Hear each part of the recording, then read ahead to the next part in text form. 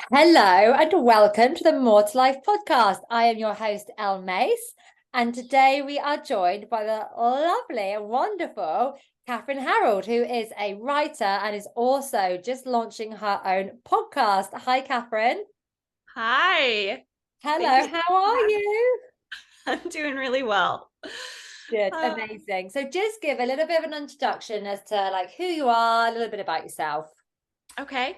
Yeah, I'm a screenwriter. I live in Los Angeles, California, which is a total cliche. And yeah, I have quite a varied background. I've been an entrepreneur and done a whole bunch of things, but I live in LA. I'm a writer. I'm in this magical community of humans and have decided to start a podcast about magic. So, yeah, that's a little bit about me. Amazing, magic. Love that. So you don't mind for me sharing that you are a previous client of mine. We worked together for a while on, mainly things around food and the body and the disordered eating piece. But the reason that you've come to join us today is because you are going to share your story of your relationship with your mum, because you had a very difficult relationship with your mom. You had a narcissistic mother. And so this is going to be amazing. So thank you for being so vulnerable and open to sharing. And also I'm guessing what people will see as you kind of go through your story is the link between having such a difficult relationship with your mom and then your coping mechanisms, which was for you, the food piece, the disordered eating. But yeah, so where do we start? There is quite a high link between our relationship with food, our relationship with our body, and our self-worth and self-esteem, and our relationship to our parents. So, actually I do have a lot of clients who do have uh difficult parents, whether they are difficult, the relationship's difficult, and certainly the word narcissistic does keep coming up here. So Yeah. this is going to be a really interesting conversation. So let's start with you telling us about your relationship in a nutshell with your mom, and then I'm going to dive in with some questions. Oh boy, my relationship in a nutshell. Yeah, I think the simplest way to explain my relationship with my mom is to think of the fairy tale Rapunzel Yeah. and just put that in the modern day. So yeah, I mean, quick like scan of my family. My mom was married 4 times. She had four children. I was the youngest. And by the time I came around, my dad was her last husband. And they stayed together for like maybe a year after I was born, because she was extremely controlling and and very difficult to live with. And my dad carried his own pieces of that as well. I don't want to lay it all on her shoulders. um and also like all of my siblings ran away from home when I was a baby and went back to live with like either their dad or their stepdad, and so I grew up with it just being like just me and my mom. Mm. And if you look at the difference between how my I responded to how my siblings responded, I think that was like a key factor, is like it was just me and her. Mm. And so yeah, when I was about 5, there was, this like large custody battle started between my mom and my dad. And I think one of the most damaging things my mom did was like force me to push my dad away. Yeah. um I think one time expressed like, oh, I feel kind of strange around my dad, and my dad was a little like, God love him, he's passed away, and so I love him so much and we made peace, but he was, emotionally distant at that time in his life. He hadn't worked through his own stuff. So I think I was just expressing that to my mom.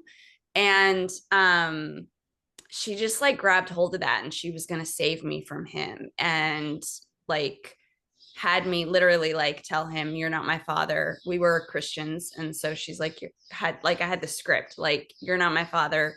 My father is in heaven and you're from the devil. Mm. And yeah, imagine telling that to your dad when you're getting in the car to go on a visit that's court mandated. Yeah. Not Yeah. awkward at all. Um, and so yeah, that lasted from about 5 to 10, I think. 5 to 10, 11, somewhere in there. And it was this endless cycle of like me going with my dad, holding that line for like 2 or 3 hours. And then I would crumble and I would actually have fun with my dad. And then I would get home and I would be honest with my mom. And then she would emotionally distance from me. And then I would have to beg her forgiveness. And it was just a lot. And that was like 5 to 10. And yeah, and then there was just, I mean, I don't want to give you like my whole bio, but there was just a lot of like keeping me isolated. You know, when I was in 7th grade, she pulled me out of school and started homeschooling me. She like, and again, it was always to save me because I was being bullied. And so, you know, instead of like teaching me how to cope with that, she just pulled me out and started homeschooling me. And then, you know, then like purity culture comes around and she decides she's going to pick my husband and I'm not allowed to date. And I mean, like literally like betrothal, like you know, me and a goat gets handed to some guy. Um, and that really lasted till I was about 21. And then we moved to Fort Worth, Texas to be part of a church. And about less than a year after we moved to Texas, my sister committed suicide. And that was really when, well, let me back up a little bit just to give context for the disordered eating. Eating was always disordered in my house. Like when I was a baby, she was a super strict vegetarian up until about 5 or 6. And so like all sorts of like processed foods and sugar is evil and white flour is evil. And, you know, my first ice cream was tofuti. Um, and so like that was my childhood. And then at some point it like switched to like her like really getting into all the Southern food. We're living in South Carolina and it's, you know, or sorry, North Carolina. And there was just a lot of eating and then fasting and then eating and then fasting and then eating and then fasting. And when I was homeschooled, there were like binge days where we just did nothing but eat. You know, it's like, oh, we're just going to watch movies. And so I was a chubby teenager, as you might imagine. And when I got to when my sister committed suicide, and that just like rocked me because yeah, like I had prayed so hard for her and for our family. And I just felt like, gosh, I literally, like, I remember literally thinking, like, I have got to take control of my life. Life is short and like time is a waste. And so the only thing that I could control at that point was my body and what I put in it. And so that was really when the anorexic side of the eating disorder started. And so I started restricting and I started working out a ton. And it was insane. And you know, at this point you think like, well, you're 21 years old, why can't you control more? And it's so hard to describe, but my mom had just raised me with so much control. I was constantly hearing, you know, like, you're not an honorable daughter. If you were just an honorable daughter, everything in our house would be, you know, would be great. And like scriptures were getting used against me. And I'm a very like, I'm not a Christian anymore, which we can get into, but still very much believe in one creator and source. And I'm very spiritual. So I have that side to me. I've always had a very spiritual side, and it was really easy to use that against me. And so, yeah, I got to 21 and that really took root. And long story short, I mean, we started a business together and all sorts of stuff. Everything was enmeshed. I was basically like her spouse. You know, both of our names were on the mortgage. I didn't have my own checking account until I was 35 years old. You know, she had a hold of all of my credit cards, opened up a ton of credit cards in my name. So it was just very, very enmeshed. And when I was 34, I, through a long series of events, finally woke up and started talking to somebody, and had literally never like voiced anything to anyone. I'd always been my mom's protector. I'd always been the one that like kept everybody from attacking her. Yeah. And yeah, that was a big dynamic. And so for the first time, like I remember being so conflicted about talking to anybody, but I did. And when I did, like I ended up getting told like, this is manipulation and control. And I was like, wait, what? Mm-hmm. I mean, everything she's been telling me isn't like the gospel truth. And it was so interesting because I now know like my body knew the whole time. Yeah.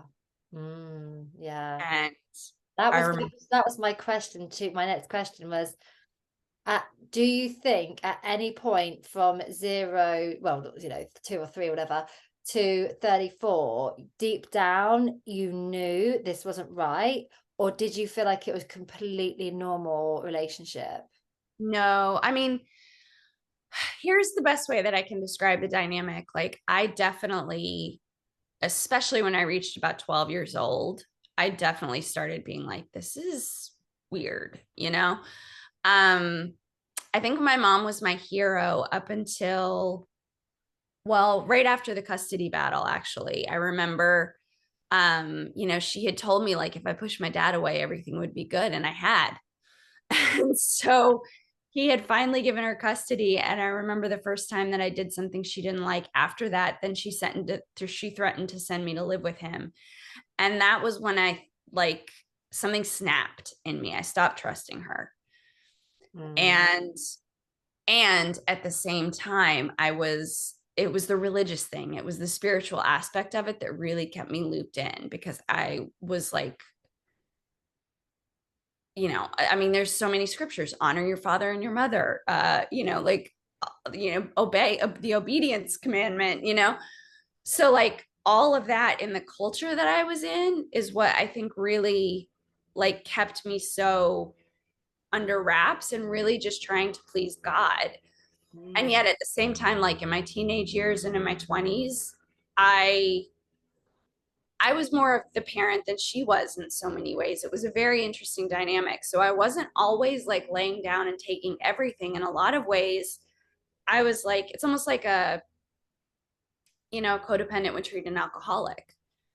It's like, because my mom was sick. Also, that's another aspect. She was like massively sick. So I was literally nursing her all the time. So there's this dynamic of like, me cleaning up the, pardon my French, shit Ah, when she like can't make it to the toilet, So it was very strange. yeah, interesting. Um, and yet she always had that psychological control over me. Yes. Yeah. God. So but when I woke up, I remember it being like, because it literally was like a switch. I was like, oh, now my life makes sense. Like Yeah. I called the woman that I had talked to, and I told her, I was like, this makes so much sense now. Yeah. So at that day when she had won the custody battle and then you did something and she said, I'll send you to live with your father, and something clicked within you. The following period, days, weeks, months, or whatever, years, did you show any signs to her that you were on to her, like that you weren't so kind of just like surrendering to her?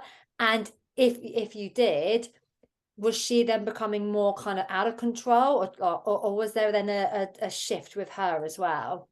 Yeah, there was definitely a shift. I don't know that I would say that I was on to her. Mm. Like, I had no clue she was a narcissist. I had no clue I couldn't have put the words to it to say I'm being controlled and manipulated. Yeah. What I did feel was this is incredibly unfair. Like, you promised me something, I did exactly what you said, and now you're breaking your word. Mm. And and the thing is, it's so hard to describe with a narcissist because they're really like, it's like voodoo. Yeah. you know so like even though I'm aware like you're breaking your word, they have this way of convincing you that they're doing it because you're so screwed up. Oh yeah. Yeah. It's like, I would be the perfect mother if you weren't such a shitty child. Pardon my, am I said okay to cuss? No, yeah. Okay. That's the way. Yeah.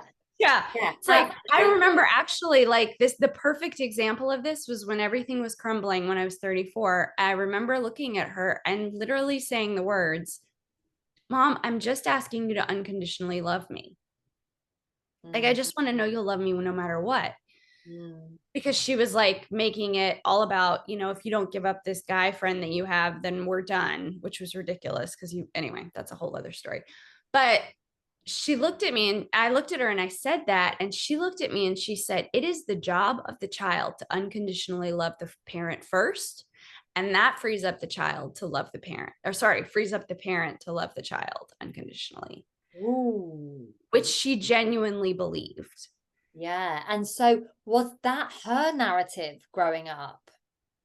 Yeah. So the interesting part with my mom, I wish I knew more. I think she's disassociated like so completely, because when people bring up her father, especially, she gets very like, I remember watching my aunt one time just apologize and say, I'm sorry for the way you grew up.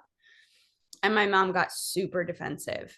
And she literally, like, her like programmed line is, my dad hung the moon.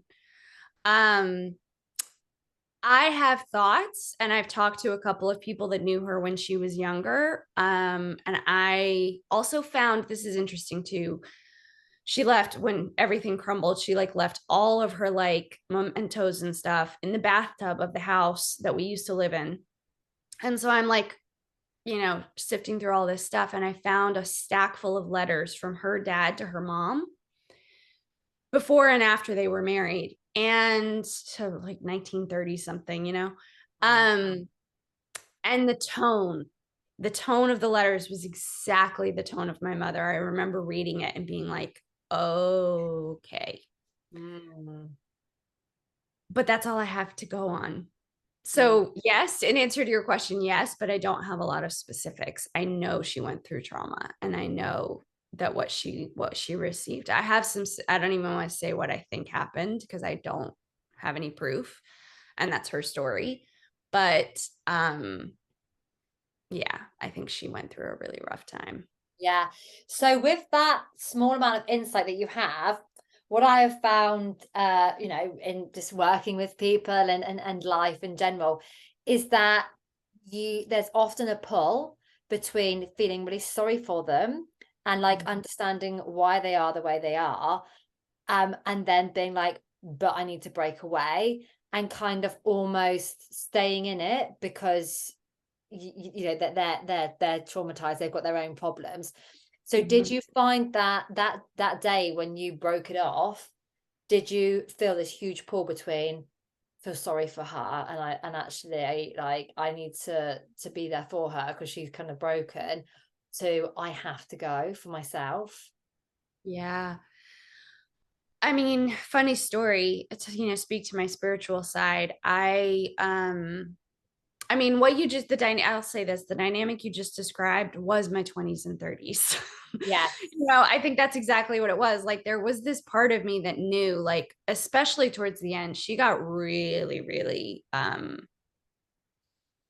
it was just really bizarre at Yeah. the end. And, um, like stalking me and breaking into my Facebook account and, just all kinds of stuff, and like literally following me around the house, like while I'm getting dressed for work, and won't, it was just, it was weird. Yeah. Um, and by that point, then yes, there's this real part of me that's like, man, something is like really wrong here. Um, and at this point, I'm still like very much in the church model. So I would have said God, and still would, like, God, source. I remember very clearly hearing, I was taking a walk, and I remember very clearly hearing, she needs to learn to rely on me, and so you need to leave. Mm. Which was the perfect thing to tell a really, really codependent person, because if God had said to me, you need to leave because you need to learn to stand on your own 2 feet, I'd have tried to figure out a way to stay and do that. But Yeah. because I knew that it would be better for her if I left, Mm. that gave me the strength. Because after I told her I was leaving, like, I would wake up and she'd be sitting on my bed crying and be like, don't let this tear us apart. Don't let this tear us apart. And, it just, she threatened to call the cops on me the next night. Like, it was like very hard to actually get out of that house once I said I was leaving, because she really, really tried to convince me and manipulate me into staying. But I had that line, Mm. that thing to keep going back to, which I'm so grateful to the divine for that, because otherwise I don't think I would have left. Yeah. Yeah, that twist on it, that play on words has kind of helped you to make that decision to go. But it also sounds like, you were pushed to a level that a lot of people might not get to, where they're in a very toxic relationship because a person's a narcissist, whether it's a parent or a or a romantic relationship. But it's never pushed so far with you that it was like kind of like, this is so crazy that I have to go. It's a kind of step before that where it's like, where it's still total confusion and Yeah. total like, maybe it will be okay, maybe it will change, and that like really awful point where there's like where someone just stays. Yeah. Well, and I think the key to that is what I mentioned earlier. I think when you're in a relationship with a narcissist, again, their superpower is making you think that you're the problem. Yeah. So that's literally what kept me there so long. I truly, as much as I could look at her and see like, oh, this is not right, I truly believe that if I fixed myself, then she would change. And I think that's what keeps most people in any kind of abusive relationship, whether it's, physically abusive, emotionally, sexually, any of those kind of things. What the abuser does is they project their shame onto you, they project their brokenness onto you, and you Mm. internalize it. Yeah. And because and that's what separates a codependent from a narcissist. The narcissist projects and the codependent absorbs. And it literally is the same wound, just a different response. Yeah. Like the narcissist has experiences the same thing. They're getting conditionally loved, they're being denied connection and love and all of that kind of stuff. It's just the way that their psyche responds is what makes it different. Yeah. um but I think, like, yeah, I think the key to reaching the point where you can leave is recognizing, like, de-externalizing that and recognizing that actually you're not the problem. And it is tricky if they don't get like as bizarre as my mom got at the end. That's it, isn't it? It's almost easier that she really lost it. Yeah, which again, I do believe in like some guiding force that really helps us out in life, and the circumstances that came into my life. I met a guy that I was attracted to, and it just literally over the span of a year just drove her nuts, Yeah. because Yes. it was the first thing I wouldn't let go of. I had always let go of everything else, going to college and, you know, creativity and dating and singing and all these things, dreams that I had, I had always just given them up. And for some reason, my insides were like, not this time. And Yeah. so and I guess I would say to anybody who thinks they're in a codependent relation, or sorry, a narcissistic relationship, that is the best way to find out. Like, if you just start not caving the way that you used to cave, and you can do it on tiny things, and then you watch their response, because that's when a narcissist is when you start setting a boundary. Mm. Their response to it is what's going to tell you whether or not you're really dealing with somebody that you really should get away from. Yeah, absolutely, definitely. So this might, yeah, I'm wondering if you've got any examples here, but there's obviously some obvious examples that, well, seem quite obvious to us, like stalking you, breaking into your Facebook and stuff. But can you give any examples to anyone listening who might be in a relationship, or, a parent or whatever, whoever, where they're more subtle, that actually in the moment you saw it as love and trust or whatever, but on reflection now you're like, yeah, that was kind of like sly, that was a kind of like more covert rather than the kind of really obvious behaviors that happened. Yeah, totally. um a couple of things are coming to my mind. The subtle ones are harder to pick up, but I would say one of the ways that you can really tell with a narcissist is it's that love, well, it's so typical. They do this love bombing thing, Mm. usually at the very beginning of the relationship. If it's a parent, then that's a little harder to track. But there's this love bombing thing where like you are the sun in the sky, Yeah. you know, and you are like the most amazing thing. And there's presents and there's, all this kind of thing. And this cycle will happen repeatedly. So then there's that phase, and then the love gets withdrawn. And Mm. that's literally how they control you. It's like they get you, they just bomb you with something that every heart is wired to want. Yeah. And Mm. then when they withdraw it, that's literally what puts the seed in your mind that you're the problem. So, a real life example of that with my mom would be, I remember when I was younger, I think one of the, yeah, like my sisters would come visit, for instance. And, when my sisters weren't there, I was like the golden, I was the sun and the moon all in one. And then my sisters would come and things would inevitably get tense between them.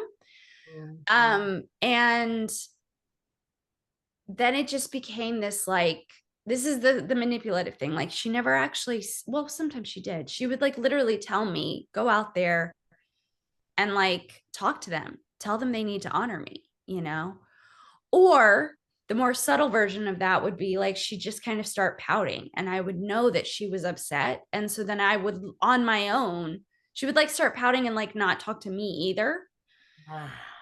And so then on my own, I would go out there and defend her because I'm like, oh, well, like I need to get her to be okay. And I do think that's one of the more subtle things that narcissists do. Is it's not really subtle. It's actually super toxic, but the silent treatment. Oh my gosh, as you're talking, I'm literally like, hell yes. The silent treatment, it Mhm. can be so toxic. It's maddening. I remember being 7 years old and she hadn't talked to me for 3 days and she was driving me to school and I was literally bawling my eyes out because I knew like I was so anxious I couldn't concentrate in school. Mm.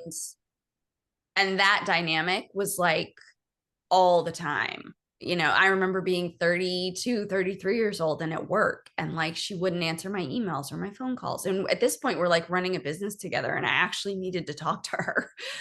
Yeah.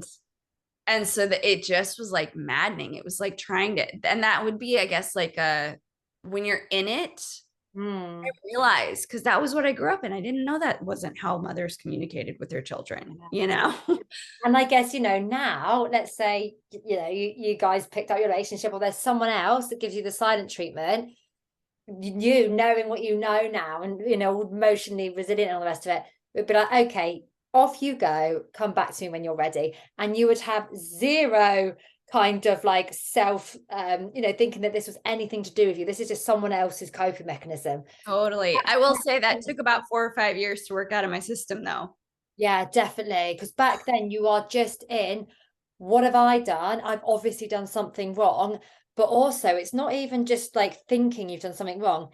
It's desperately trying to get them to talk to you. It's desperately trying to get them to give you the attention that not, no, it's not the attention that you need, the reassurance that you guys are okay. Um, Yeah. so did you I would say, yeah. can I just put one more thing in there? I would say also with a narcissist, a really subtle but sure clue is if they're always in distress. Mm. Like it's interesting because like they're always the victim. So if you're in a relationship and there's all these other signs and you're also noticing that like your partner or your parent can't get along with other humans, like Yeah. everyone's always wronging them somehow.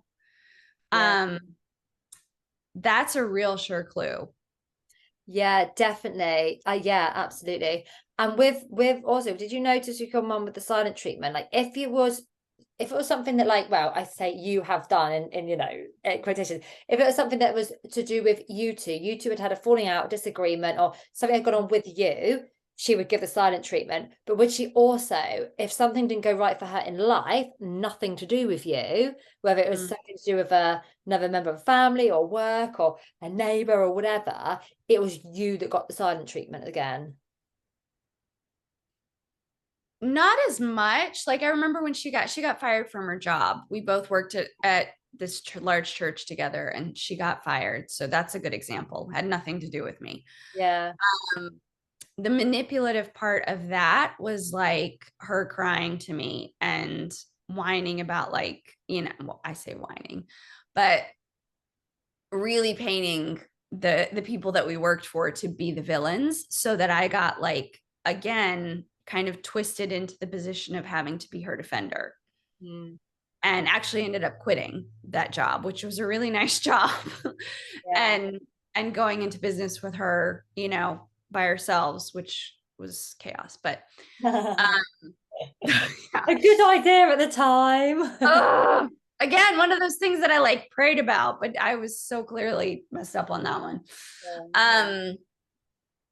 So I think it's more that, like, when they feel that the outside world has victimized them, then oftentimes, again, think about, like, with a physically abusive husband, they're going to put the wife in the position of having to defend them to the family.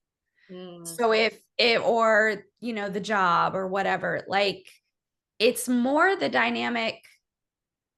I mean, there's the silent treatment that really did have more to do with, like, me, or if I failed. And then on top of that, there's the, you're here to protect me from the world, essentially. Mm. Yeah. Oh gosh. That, like, just listening to this, I'm like 34 years of like psychological abuse. It is. And so, like, when you that afterwards, you're like, right, okay, goodbye. Obviously, you separated from your mom. Were you left with more like upset that it was over, or were you left with more like regret that you had had your entire life, like, at that point, taken from you? You couldn't even have relationships or anything. So what was the kind of main feeling when you made that break? Definitely the regret. Mm. Um, yeah, I regret and relief. I mean, honestly, like, it got so bad at the end. She was so cruel. Um, that she really made it that part easy after I said I was leaving. Easy. It emotionally, it was not. It actually took me a really long time to really grieve the relationship because she had made it so terrible. Mm. Um, but I definitely was overwhelmed with a lot of, like, oh my God, I just massively felt like I needed to catch up in life. I hadn't gone to college. I hadn't dated at this point. I had never been kissed. There were so many, like, rites of passage that I just never had. I wasn't allowed to even socialize without her in my teenage years. So I never went to a party like that, or, you know, I just didn't have the chance to learn my own lessons and grow, you Mm. know? And so, yeah, that was the scariest. And I would say until maybe like a year or so ago was still the worst part, is just this feeling of being so far behind and needing to catch up. Mm. And also not trusting myself because I did stay for so long. Mm. That's been the biggest nut to overcome, because you're violating your own boundaries over and over again. Yeah. And then when you throw into the mix probably your biggest number one coping mechanism was your eating disorder. When you Mhm. throw that into it, I mean, someone getting over, healing, kind of like recovering from an eating disorder is one enormous life challenge, which some people, don't get there. But you had to do that because obviously you got to a place where you're like rock bottom, which everyone does of an eating disorder because it just steals your life.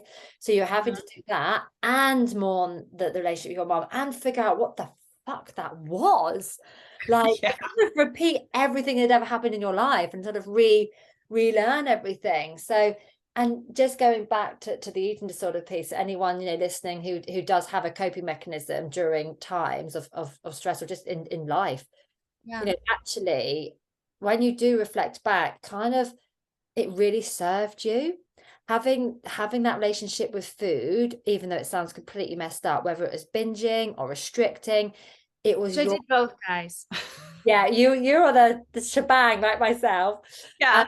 it was your one and only escape from your mom, like literally your one and only. You didn't have a friend, you didn't have a partner, you didn't have anything. So it was your one and only get out from your mom. Totally.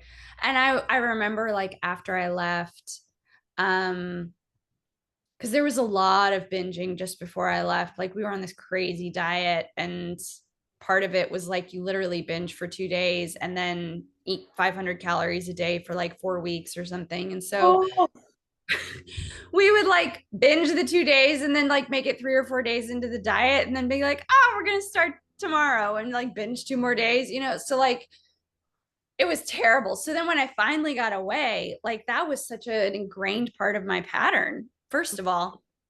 And then I started like normalizing a little bit and just trying to figure out what normal was for me. But I remember anytime I would really hit like a pain point in my recovery, because I'm going to therapy at this point and I'm like in recovery groups, and anytime I would really hit something, I would find myself in the cabinet late at night, like stuffing my face till it hurt, like till my belly hurt. Um, and that was when I realized, like, oh, okay, this is a problem that I now have. that You yeah, that actually you've separated from your mom. There's a separation now from that relationship, which will take time and all that. But your eating disorder very much was still there. Oh Hello, yeah, yeah. best friend. Yeah, absolutely. And that is, and I'm telling you, but you've done absolutely amazing. Your journey into recovery and, maybe still recovering, etc. But has been amazing. Thank you. Well, and I will say, I recently realized, like what you said about it being an ally, like not only was it like my comfort and my coping mechanism and my way to stay sane, probably, um, through what I would just describe as 30 years of chaos. Um, I also believe that like the challenges that we have in life are like, they truly are our greatest teachers. Mm. And both of those challenges, my relationship with my mom and the eating disorder, have taught me and are teaching me, I'm still learning about trusting myself. Mm. And I've realized that voice that is even still in my head sometimes is trying to poke me so that I will get to the truth of my own voice, which is behind that wall. Yeah, yeah, Um, and that's really the journey, I think. yeah. And you are one of the lucky ones who is had the realization, made the very brave moves, but is also, has huge growth and self-development. And now, when we chat about what you're up to and all the things you're doing, like, you're really making up for that lost time, and you're absolutely thriving. So, it's so good that you've given yourself that opportunity, to go out into the world now, which sadly I'm sure some people never do, or it goes on another 10, 15 years. But just as like a final question then, there's going to be a million top tips you can give somebody, but for anyone who is, oh gosh, I've got so many end questions, but for anyone who is kind of like in it with a narcissist at the moment, or fresh out of it, trying to get out of it, what would be your kind of like number one top tip? Ooh. Yeah, I know. I'm thinking, oh my God, there's so many. Can I give one for if you're in it and one for Yeah, if you're yeah, two different things. Yeah. I would say if you're in it and you're in it, first of all, well done you. Like you've already won the gold medal if you actually recognize that this is an unhealthy narcissistic relationship. Yeah. And then I think my top tip would be find what really matters to you in life. Mm, What are you willing to stand up for? mm, And in however you can do that, start standing up for it. Start saying no or yes or whatever it means. Like I said, for me, it was being attracted to this guy. And I don't know why that meant so much. Well, I mean, I was 34, it's probably my biological clock, but yeah. like there's got to be something where you start pushing back. Yeah. It doesn't have to be aggressive, No. Yeah. but that will truly show you what you're in. Mm. And I truly believe that that will give you the courage and the strength to make some choices. You've just got to start. Just start. Um, and I would say, if you've just gotten out, just be so patient with yourself. Yeah. Um, that's the one thing I look back. Well, there's lots of things, but that's a biggie that I look back and I wish I had done is be more compassionate towards myself. Because Yeah. when you really like it, especially if it's been really bad and then you just get out, Yeah.